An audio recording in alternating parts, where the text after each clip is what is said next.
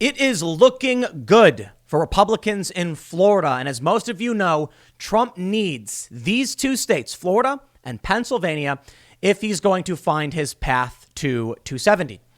Now, a lot of people think Trump's going to win some states he has no business winning, or states that are potentially close. I don't know exactly what's going to happen. And just because I have this data in front of me doesn't mean I know what the final results will be. I am recording this just before 1 p.m. when it goes live.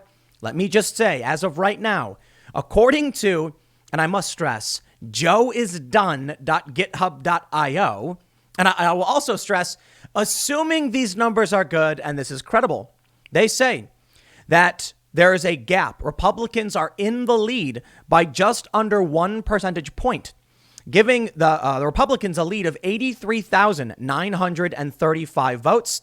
Very, very fascinating. According to one tweet, it looks like it is going up for Republicans around 40,000 votes per hour, meaning that by 6 p.m. tonight, Donald Trump will have a 300,000 vote lead in Florida and will likely win. Now, Florida is supposed to be a close race, and we saw Florida was close in 2018, but the Republicans still won. Right now, I don't know if you've heard it, but I got that song stuck in my head where they're like, La Cana Mia for Donald Trump. You ever hear that? You hear that song? It's like I don't know what style of music it is, but it's like Latino, Cuban or something. And they're singing about why they're going to vote for Trump. Anyway, the song's stuck in my head, and I'm bringing it up because it is expected.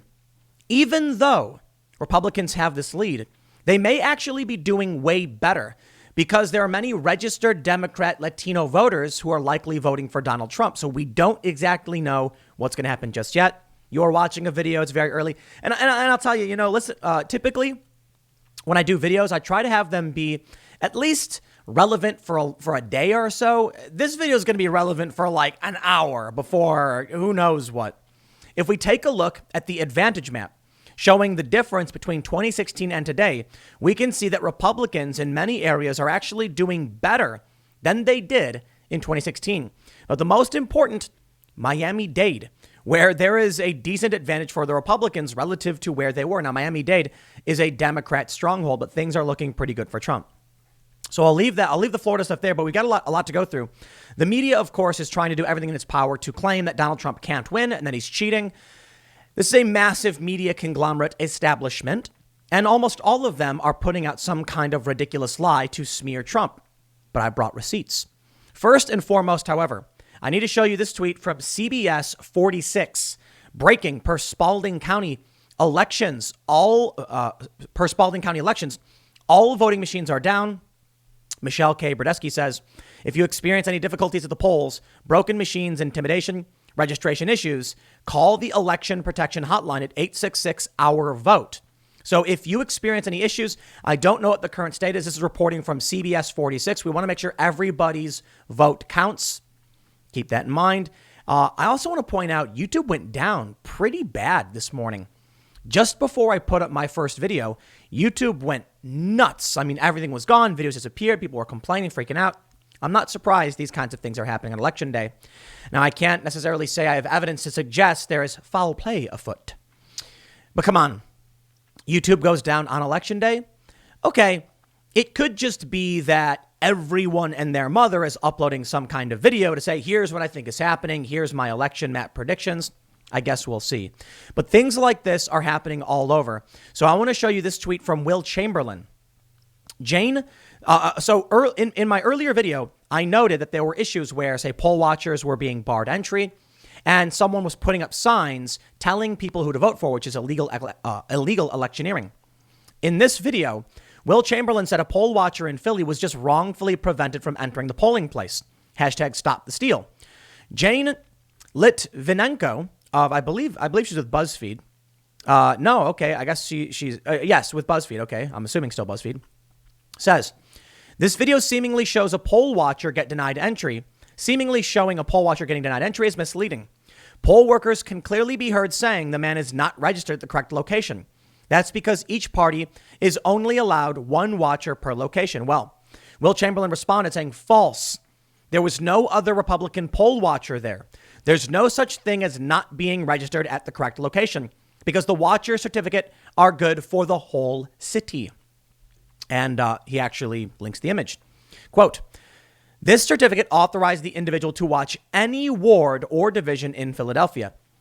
Now, here's where I think the dispute is arising from. It says blank has been regularly appointed as a watcher, ward blank, representing Donald J. Trump, candidate for the office of president on the Republican ballot to serve at the November 3rd, 2020 general special election. The left is saying he has been appointed as a watcher ward, and then there's a specific number which has been blurred out. However, at the top, it says this certificate authorizes the individual to watch in any ward division in Philadelphia. I don't know what the argument is. If it literally says any ward, then what is your defense of why this guy is being barred? And why is BuzzFeed putting out disinformation? I think it's particularly interesting considering this woman, Jane Litvinenko, specializes in disinformation, but clearly did not read the actual certificate. She says more on the video above. A spokesperson for the DA's office said, our election task force has not received any complaints that fit what is being described in that alleged tweet. So what? Why is BuzzFeed putting out disinformation? Why is it incumbent upon random other people to post an image saying any ward? Listen, man, I don't know what you, look, I'm going to tell you what to think. I'm going to tell you, go vote if you haven't already. Make sure your vote counts. Make sure you do everything you need to do to vote. I want you to vote. Okay. I don't care who you're voting for. Biden, Jorgensen, Trump, Mickey Mouse, whatever. Go vote. But I'm telling you, man, stories like this are going to result in lawsuits. And this is the challenge that we are facing with this election, particularly. And there's a lot of dirty games going on. But I'll give you some more updates. We have an update on these signs that have been popping up where this sign that I'm showing right now, it says vote Philly first, vote Tuesday, November 3rd, and it tells you who to vote for. This is illegal electioneering. These signs are now being removed, at least at some locations, because people are complaining. But I'm telling you, man, we've got a lot of dirty games happening right in front of our eyes. This one says to vote for a variety of people, including Shapiro. Shapiro, as you may not know, is the AG of Pennsylvania, who said, once all the votes are tallied, Trump will lose. All votes? What do they mean by this? Things, man, I got to be very, very careful because YouTube will ban me in 2 seconds. But I just want to stress, write these things down. Track these things you see on social media. Keep an eye on what is going on because everyone is going to be slinging mud. Now, the media is trying to smear Trump. Check this out from the New York Times. Fact-checking Trump's claim that he prepaid millions in income taxes. The president's assertion, misleading at best, distracts from the reality that he's paid little or no income. Wait. Hold on. Why are you arguing with the president about what he's distracting or not? Did he say something true? Then don't fact check it. Last ditch Hail Mary from the New York Times from yesterday to try and swing an election. Because Trump tweeted, I prepaid millions of dollars in federal income taxes. And it's true. And they even say it's true right here when they say he paid $1 million in 2016 and $4.2 in 2017. But check this out. They say in another article, literally about his taxes, that he did the same thing, that he overpaid in 2016 and that the money was held over. So were rolled forward to cover potential taxes in future years. What is this fake fact check? Just an excuse for the New York Times to smear Trump. Now, I know you might not care about this one instance. But we have another, and the more important one. Huffington Post writes, Trump campaign sets the stage for election night coup. How are they allowed to write this stuff? They tell you that if Donald Trump says anything negative about the election, he's destroying our democracy. That if Donald Trump challenges the results, he is just trying to destroy our democracy. Trump will not be allowed to declare victory unless there is a consensus. But the Huffington Post and many other outlets can say Trump is setting us up to steal the election. But Trump can't say it. He can't say it himself. Joe Biden is allowed to declare victory and Donald Trump isn't. You see how the game is being played. In a new statement, the campaign warns that it will fight votes coming in after Election Day. That makes sense. Why? What? A lot of dirty games being played, man. A lot of dirty games. So I read the statement from Tim Murtaugh earlier this morning. Now the Huffington Post is claiming this is an attempt to steal the election or stage a coup. A coup? Are you kidding? Are you implying that Trump and a small band of radical military personnel are going to storm into the White House and take it over? Because that would be more indicative of a coup, not Trump saying the Democrats are trying to steal the election. By pointing out the Democrats have changed the rules, they're arguing that Trump is changing the rules and thus a coup. Sure. They say President Donald Trump's election campaign put out an ominous statement Monday, making clear that it's going to fight to make sure every vote will not be counted. You see the lies in their game? Let me tell you something. If you were at a bar, right, and there was a quiz game, you ever go to the bar and they have those little things and they'll like, the TV will ask questions and you like press the thing. And then the timer is 30 seconds left. It buzzes and then you go, my answer is A. They're going to be like, bro, the timer's up. Like there's a reason why we set time limits to these things, because you will use information gained after the fact to advantage yourself. In this instance, in the election or otherwise, or in these elections, we set time limits on purpose because everyone has to go out and vote, and you vote. And if you don't, then you don't vote. And if your votes come in late, we don't count them. They want to count every vote. And think about what they said. Make sure every vote will not be counted. Like I said this morning, what does that mean, every vote? Signatures don't match, count it. Ripped up, don't got to count it. Ballot envelope missing, count it anyway. So no, we're not going to count every single vote. I guess they could say legitimate vote, sure. They say for months, Trump has declared that he believes the winner should be declared on election night, and I agree. Must know election results on the night of the election, not days, months, or even years later. Clark added that on Monday, the campaign officials fully anticipate that Democrats will be in court arguing to extend deadlines for accepting and counting votes mailed and received well past deadlines enacted by individual state laws. The last gasp of the Biden campaign will be ugly and it will be ruthless. But in many cases, it will be impossible to know the results on election night. A number of states accept ballots that arrive by mail after Election Day, as long as they are postmarked on or before November 3rd. Some states aren't even allowed to start counting ballots that arrive by mail until Election Day, making it almost certain that results will be delayed. How does that make sense? If everyone went and voted on Election Day, 1 million people, you'd have to count 1 million votes. If 500,000 mail them in early and you can't count them till Election Day, you would actually have those votes earlier than you would normally. So why is it being delayed? Forgive me if I don't trust the people trying to change the rules at the 11th hour and then claim they're the ones protecting democracy. They say, but a day before the election, the Trump campaign is underscoring that it is going to fight delayed ballots, even though such ballots are legal and legitimate. You see how they say are legal and legitimate? That's their opinion.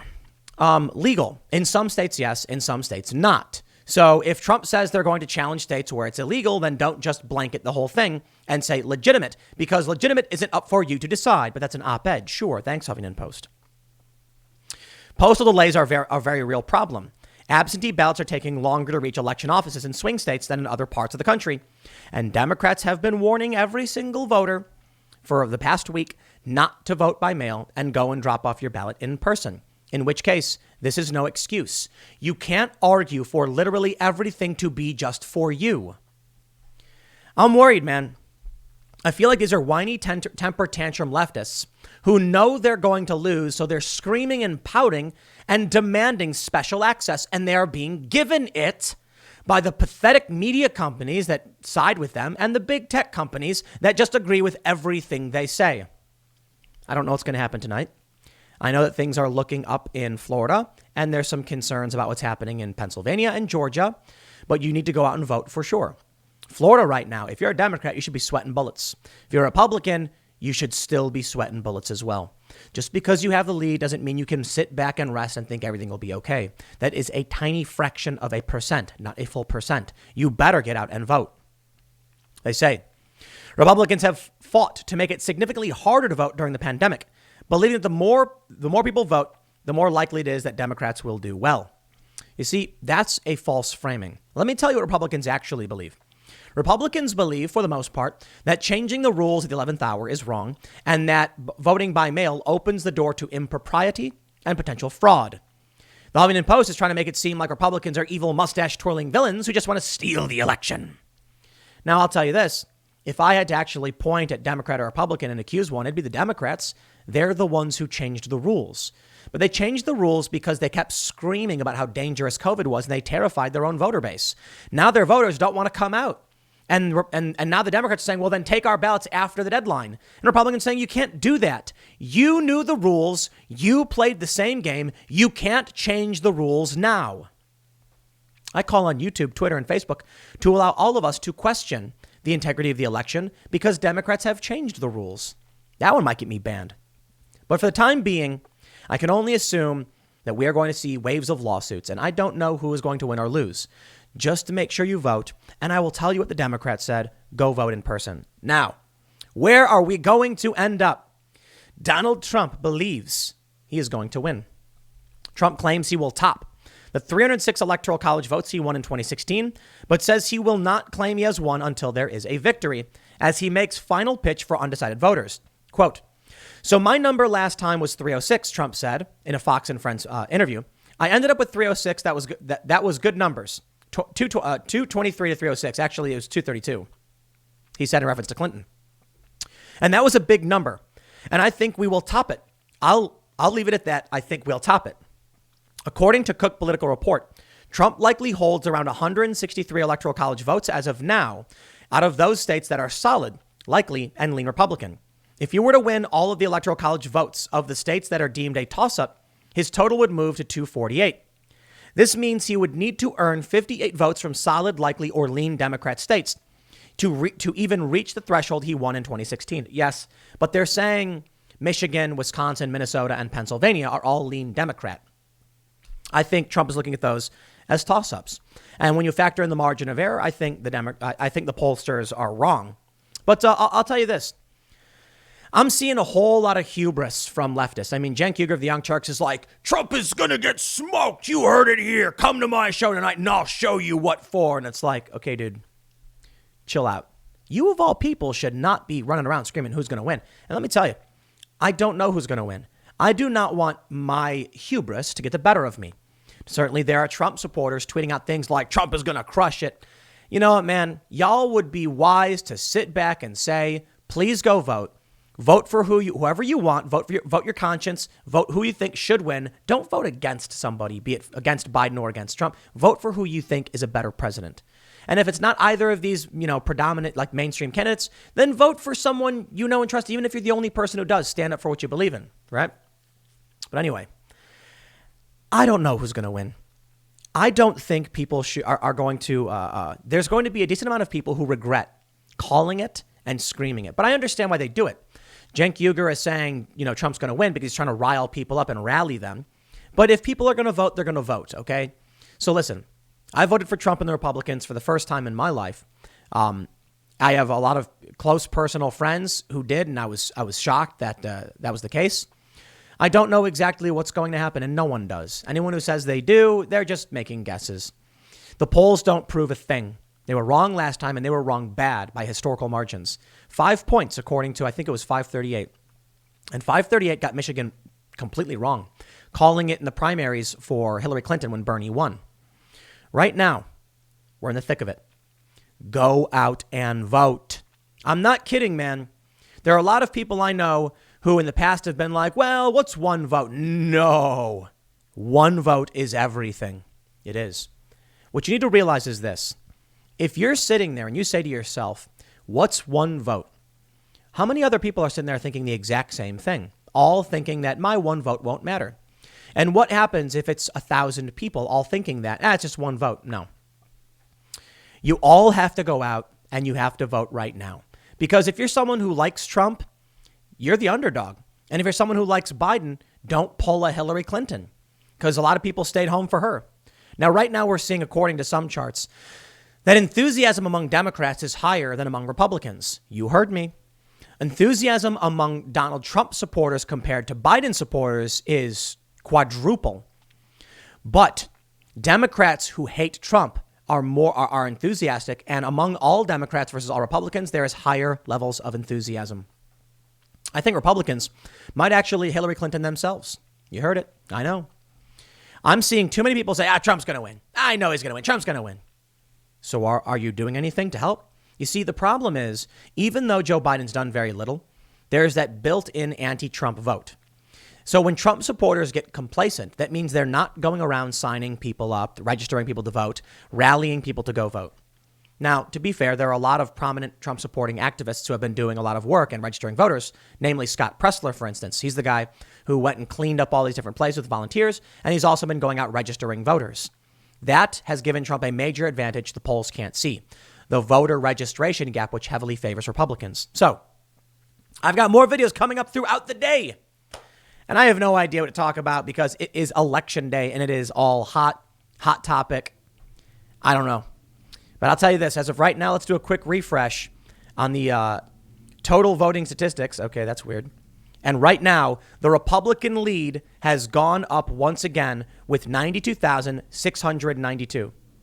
This is going to get interesting. Next video is coming up at 4 p.m.